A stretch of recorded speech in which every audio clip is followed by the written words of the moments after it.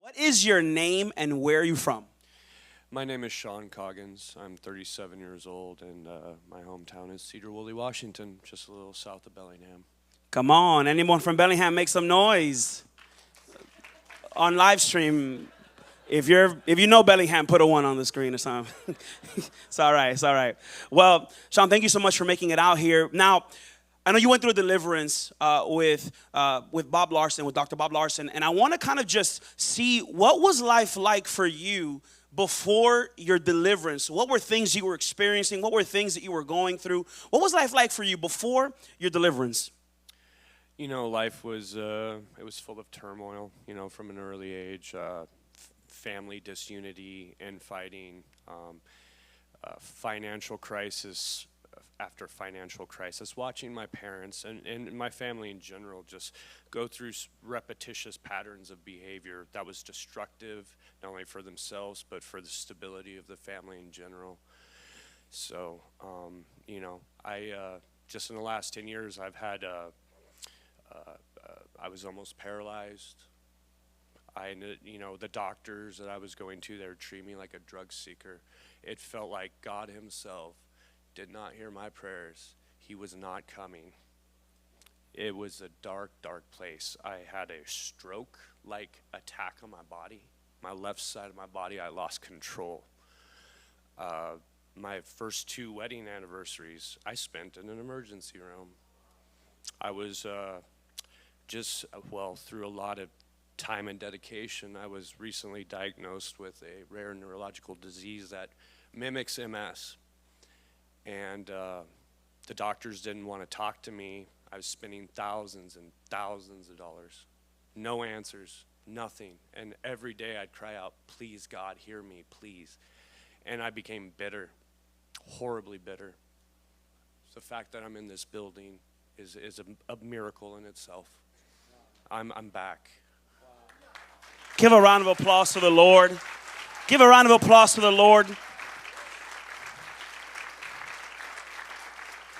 And so I know you were diagnosed with something like MS, multiple sclerosis, and it goes really deep. And so you were dealing with a lot of things, to say the least.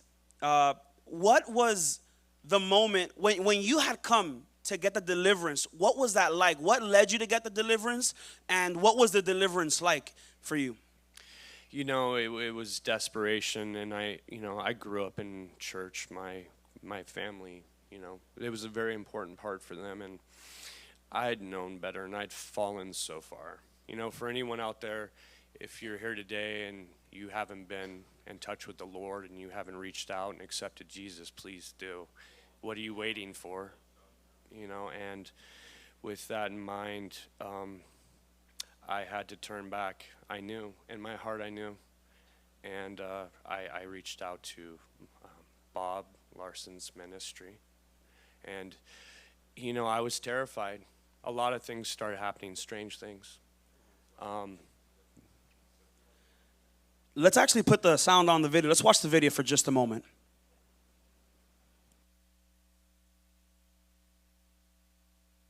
You thought you had this man. You thought there'd never be any way this man would ever get free.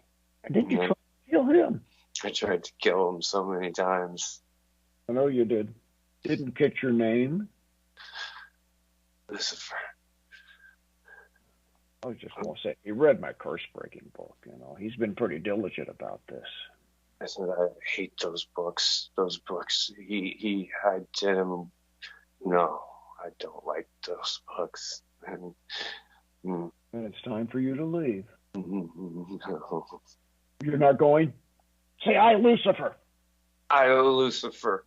Get your eyes open and look at me. You see the judgment of Christ as represented through the cross. See, I bind my kingdom to me. I bind my kingdom to me of murder and death, Jezebel and witchcraft. Bind to me all hate and lust. I bind to me all hate and lust. Say, I, Lucifer, declare these things. I, Lucifer, declare these things. Under the judgment of Christ. Under the judgment of Christ. With my kingdom. With my kingdom. We go. We go. Now. to the pit. Come out of him in the name of Christ. Come out. Come out. I command you to go in the name of Jesus. Okay, Sean, push this stuff out of you. Just in your mind, in your spirit, make this stuff go. In your mind, you send a message. It's done. The suffering, the pain, the torment, all of it. Go. Go, Lucifer. Go. I invite you with the peace of God, the presence of Christ, the comfort of the Holy Spirit to be upon you and to fill you in the name of the Father, the Son, and the Holy Spirit. Wow. Wow. Wow. Come here.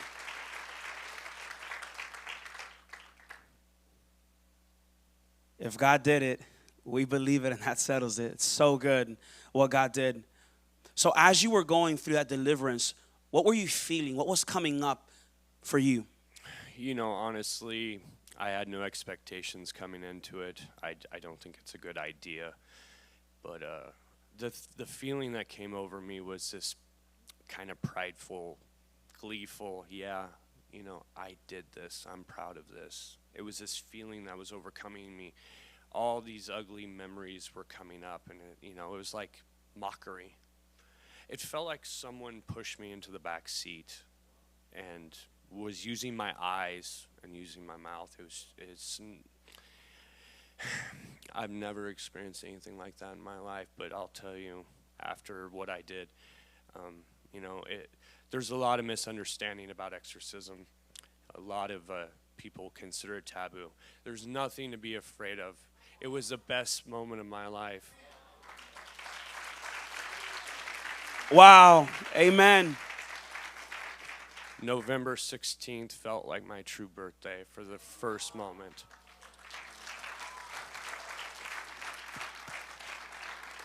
If anything that I've said sounds familiar, anything, if you're in doubt, stop. Just go do what you need to do. There are people here, Bob, Vlad, they are more than willing to help you. Take Jesus' hand. He's waiting for you. You don't have to live like this. Please do not waste another day of your life being a prisoner. One more question for you, Sean. A round of applause for that. One more question for you. You told us what life was like before. You told us how you felt during the deliverance. What has life been like since that moment for you? You know, honestly, the following day, it's something overtook me as I was working. I was driving, and I noticed the sunrise for the first time in a way I'd never noticed. And I felt gratitude. I was like, look at this miracle. Look at this. Look at the mountains. I mean, we're privileged to live in a beautiful state, and it is. But for the first moment, I didn't feel bitter. I didn't feel rage. I never told my daughter what I had done the day prior, and she came to me and she says, Dad, for the first time, I don't feel like there's darkness over us. I feel happy for the first time in my life.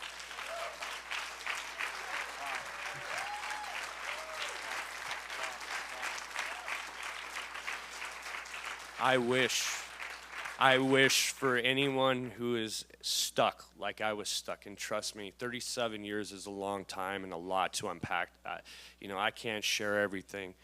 Just get on with it. It's time to get yourself to where you belong, and you belong with the Lord. So, come on, amen. Thank you so much, Sean. Thank you so much. Guys, one more round of applause for Sean, for what God is doing in his life, and many others like him who have gone through deliverance. Your financial support and prayers make it possible for us to bring hope for the hurting and freedom to those in spiritual bondage. For the latest information regarding ministry outreaches, go to boblarson.org or call 303-980-1511.